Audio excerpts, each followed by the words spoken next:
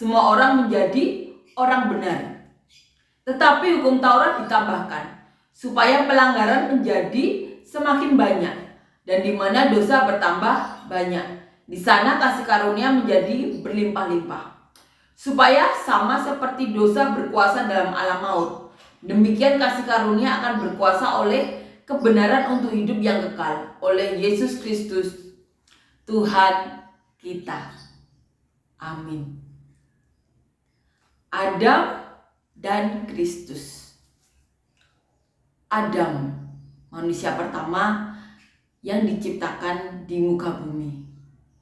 Yesus, seorang Nazaret, lahir dari seorang perawan Maria. Oleh satu orang, Adam, manusia jatuh dalam dosa. Dosa memperanakkan dosa. Saat dosa itu hadir di muka bumi,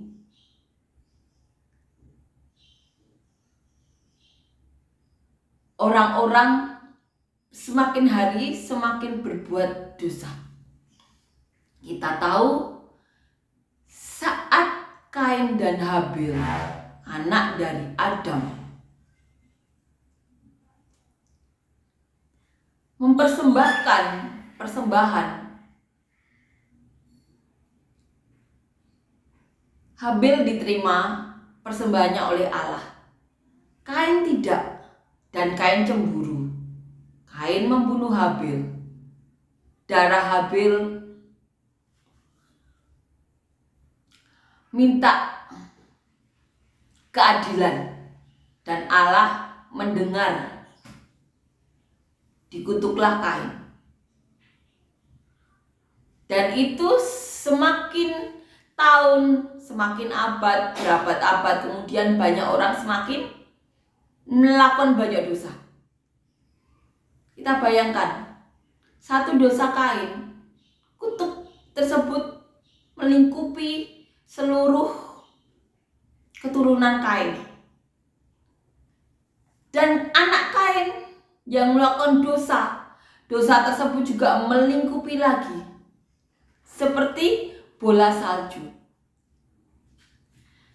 Dan oleh karena kasih karunia satu orang, yaitu Yesus Kristus, anak Allah yang dikandung dari seorang perawan yang bernama Maria, manusia mendapatkan kasih karunia yang berlimpah-limpah.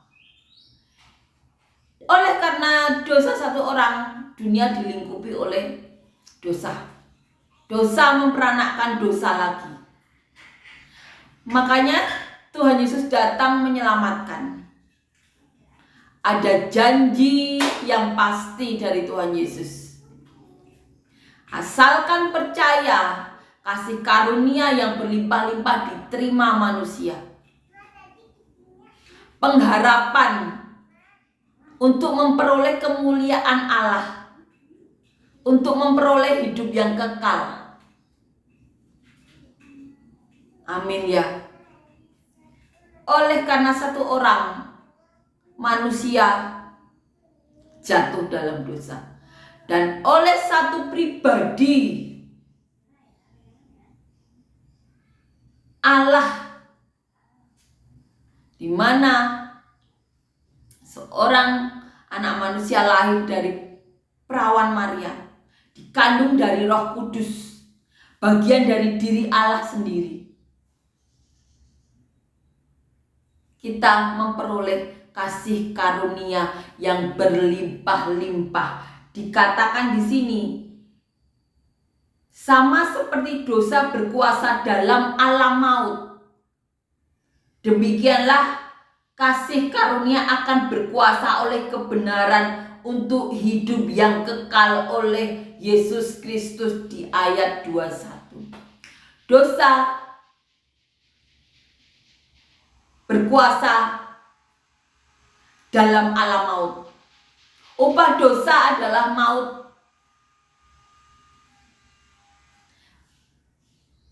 Dan Allah mengaruniakan anaknya yang tunggal bagian dari diri Allah sendiri, di mana seorang perawan yang bernama Maria dikandung dari Roh Kudus, bukan oleh benih sperma laki-laki, tapi dari Roh Kudus. Roh Kudus itu kita tahu bagian dari diri Allah sendiri yang diberikan Allah kepada manusia oleh permintaan Tuhan Yesus. Karena Tuhan Yesus telah menjadi jembatan antara Allah dan manusia. Nah, sebelum Roh Kudus itu dilimpahkan, Roh Kudus itu sudah ditaruh di diri seorang perawan Maria. Bukan dibuahi dari sperma laki-laki, tapi dari Roh Kudus. Roh Kudus itu bagian dari diri Allah sendiri. Makanya namanya Tritunggal. Allah yaitu Bapa, Anak, dan Roh Kudus, karena semuanya itu satu bagian. Roh Kudus itu adalah bagian dari diri Allah sendiri. Makanya namanya Tritunggal, karena semuanya satu bagian dari Allah sendiri. Dan itu dikaruniakan kepada manusia untuk menyelamatkan manusia, di mana kita tahu di sini dikatakan dosa itu berkuasa dalam alam maut. Makanya Tuhan Yesus dikatakan adalah jalan ke surga, satu-satunya jalan ke surga. Amin ya. Kasih karunia yang berlimpah-limpah itu adalah Tuhan Yesus. Demikianlah kasih karunia akan berkuasa oleh kebenaran untuk hidup yang kekal. Kasih karunia itu membuat kita memperoleh kemuliaan Allah, hidup yang kekal, surga. Amin ya. Oleh Yesus Kristus, Tuhan kita. Amin ya. Amin. Kita akan renungkan dari ayat di awal. Sebab itu di ayat 12, sama seperti dosa telah masuk ke dalam dunia oleh satu orang, dan oleh dosa itu juga maut.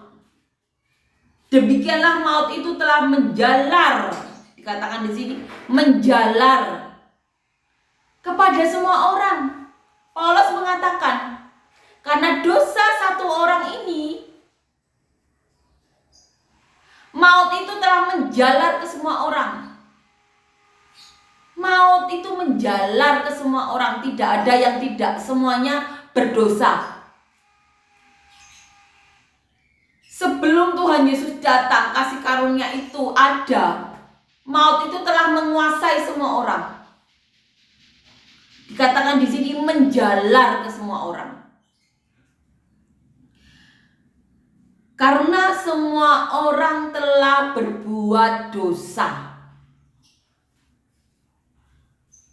Dikatakan di ayat selanjutnya, karena semua orang telah berbuat dosa, makanya maut itu menjalar ke semua orang. Dikatakan di ayat 13, sebab sebelum hukum Taurat ada, telah ada dosa di dunia. Sebelum hukum Taurat